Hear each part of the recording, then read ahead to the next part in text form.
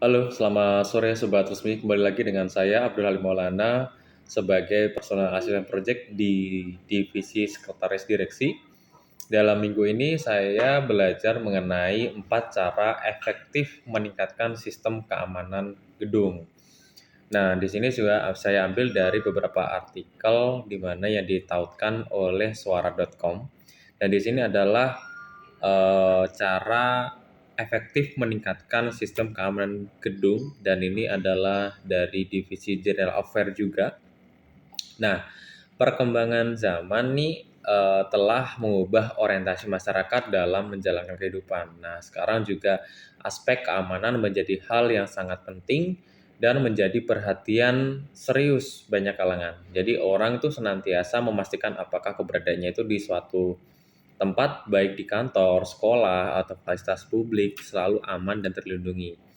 Jadi kebutuhan akan rasa aman ini mendorong orang melakukan berbagai inovasi untuk meningkatkan sistem keamanan gedung dan sistem akses kontrol. Jadi agar bisa memberi perlindungan dan keamanan ekstra bagi setiap orang. Salah satunya adalah dengan menerapkan sistem keamanan berlapis. Meski begitu, nyatanya juga belum semua gedung dilengkapi dengan sistem keamanan yang mumpuni untuk memastikan rasa aman bagi setiap orang yang berada di dalam bangunan. Jadi berbagai kejadian yang tak mengenakan pun juga masih ditemui di beberapa gedung, misalnya pencurian dan perampokan, kemudian kebakaran gedung, pelecehan di area kerja, serta kecelakaan kecil seperti terjepit pintu atau eskalator. Ya, untuk menghindari terjadinya hal negatif dan merugikan inilah para pengelola gedung makin serius dalam melakukan berbagai upaya untuk meminimalisir risiko. Jadi agar mendapatkan hasil yang maksimal, ada 4 cara yang bisa dilakukan untuk meningkatkan sistem keamanan gedung. Yang pertama yaitu adalah redesign sistem keamanan. Jadi sejak berdiri, bukan tidak mungkin gedung yang digunakan itu sudah beberapa kali mengalami renovasi dan perbaikan di sana-sini juga ya. Tetapi denah dan desain gedung pun mungkin sudah berubah. Namun apakah kita juga ingat kapan terakhir kali sistem keamanan yang digunakan di-upgrade dan disesuaikan dengan perubahan? Bukan tidak mungkin sistem keamanan yang terpasang masih mengikuti struktur dan desain bangunan lama sehingga perlu didesain ulang. Yang kemudian kita juga perlu memastikan bahwa apakah perangkat pendukung keamanan sudah terpasang di tempat yang tepat. Sebagai contoh, misalkan alat pemadam api atau APAR harus ada di titik strategis dan mudah dijangkau, serta di daerah yang rawan kebakaran. Begitu pula lokasi tempat alarm, tanda darurat, dan bahaya harus bisa didengar di seluruh area gedung. Ya, tak hanya untuk menyesuaikan dan perubahan bentuk gedung, redesign sistem keamanan juga perlu dilakukan untuk menyesuaikan dengan perkembangan teknologi pengamanan gedung yang terbaru. Misalnya, kini pengelola gedung perlu memasang teknologi thermal detection di pintu masuk lobi untuk memudahkan pemeriksaan suhu setiap tamu dan pengunjung yang datang ke gedung. Kemudian penyesuaian ulang letak dan pergantian perangkat perlu dilakukan agar sistem keamanan gedung bisa berjalan dengan optimal. Jadi pastikan juga bahwa semua perangkat yang terpasang masih cocok dengan perangkat lunak yang tersedia juga ya. Jadi jangan sampai sistem komputer itu tidak bisa lagi membaca sinyal dan kode dari sistem keamanan karena perangkat yang dipakai itu sudah lama gitu. Yang kedua yaitu adalah optimalisasi sumber daya manusianya juga. Jadi peningkatan teknologi dalam sistem keamanan gedung tak akan maksimal bila didukung dengan kecakapan para pengendali di balik meja kontrol. Jadi kecakapan ini tuh meliputi seperti skill dalam mengoperasikan alat dan juga dalam merespon tanda-tanda yang ditujukan dan kamera pengawas pada sistem kontrol keamanan gedung.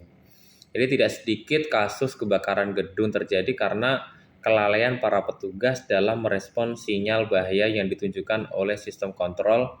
Padahal pada sistem keamanan gedung yang modern, apabila sistem mendeteksi ada kobaran api, maka perangkat detektor asap dan panas itu akan mengirimkan sinyal peringatan kepada sistem sehingga akses kontrol di setiap pintu terbuka otomatis juga gitu.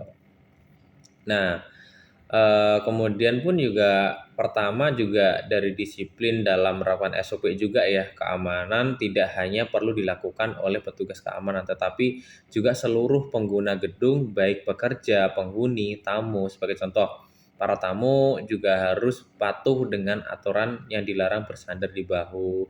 Tuh, kemudian eskalator untuk menghindari resiko terjepit, atau aturan sederhana seperti keharusan untuk menggunakan ID selama berada di dalam gedung. Kemudian ada yaitu yang ketiga terkait disiplin tegakkan SOP pengamanan. Jadi seringkali kecelakaan atau kemalingan di gedung itu terjadi karena kurangnya disiplin para pihak yang terlibat dalam menegakkan standar operasional prosedur atau SOP di bidang pengamanan.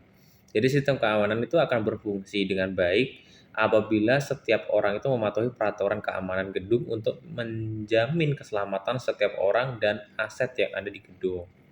Kemudian tips yang keempat adalah penggunaan sistem keamanan terintegrasi. Jadi kompleksitas sistem keamanan gedung yang dipakai saat ini tuh menuntut adanya sistem keamanan yang terintegrasi ya, seperti mengintegrasikan seluruh sistem keamanan seperti CCTV, sistem akses kontrol, gerbang otomatis dan pemindai gerak akan memudahkan pengendalian dan pengawasan. Jadi agar sistem keamanan berjalan lancar, maka perlu perangkat yang mumpuni dan mudah terintegrasi dengan perangkat pendukung lainnya tanpa perlu ada akses khusus terlebih dahulu. Jadi kita juga bisa menggunakan perangkat yang memiliki banyak kemampuan sekaligus seperti High Central Enterprise dan juga efficient gitu ya. Jadi itu adalah beberapa cara yang efektif eh, untuk meningkatkan sistem keamanan gedung. Jadi memang ada beberapa tips yang mungkin cukup bagus yang diterapkan dari artikel tersebut. Jadi itu pemateri pembelajar yang saya pelajari minggu ini. Terima kasih. Thank you for watching. Bye bye.